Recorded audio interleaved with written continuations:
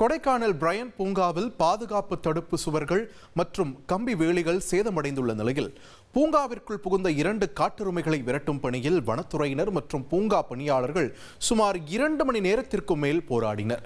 மேலும் காட்டெருமைகள் அங்குமிங்கும் ஓடியதைக் கண்ட சுற்றுலா பயணிகள் அலறியடித்து ஓட்டம் பிடித்தனர். இதனைத் தொடர்ந்து பூங்காவில் காட்டெருமைகள் புகுந்து வருவது அதிகரித்து வருவதால் பெரும் அசம்பாவிதம் ஏற்படுவதற்கு முன் வனத்துறையினர் கண்காணிக்கவும் தோட்டக்கலைத்துறை சார்பில் பூங்காவை சுற்றி பாதுகாப்பு வேலிகள் அமைக்கவும் கோரிக்கை எழுந்துள்ளது.